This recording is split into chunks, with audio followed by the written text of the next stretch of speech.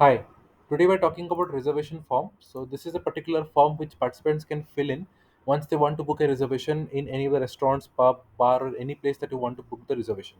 So as you can see, this is a simple form which has all the fields for reservations available for the particular participant. And once all the fields are filled in and submit is clicked, they will be you will be able to see the responses captured under the responses view. Okay. So first of all, let's go to the form builder, click on share form, click on copy form link, and provide this link to the user who is going to book a reservation for a particular hotel or a pub or any place possible. Okay. So as you can see, we can fill in all the details over here, and I'm going to quickly fill in some of the random details, and then we're going to see how exactly this will play out.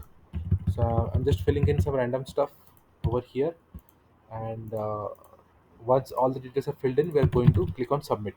So I'm going to click on submit right now, and you can see the response has been submitted. And if I go back to the reservation form and under the responses view, I can see the particular response appearing on the top. Okay, so this is how you can use this exact form builder in the reservation form.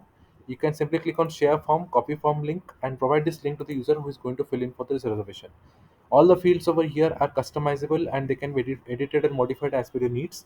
So feel free to play around with all the things, and you can even add more fields as and when you wish to do so. Besides this, I also want to talk about a new tool, PDF Output. This is a tool which can help you generate PDF documents in bulk. For this, it requires a Google document which acts as a source of template file where you can completely define the template for your needs. And then it requires a database which can be in the form of a Google Sheet or a Notion database where you have all the source of data that can be replaced on the Google document to generate bulk PDFs. I've added a video of how you can follow the same for invoices. So just click on this video and watch this video from start to end of how you can generate bulk invoices in one click. And you can simply head over to PDF Output to understand more about this.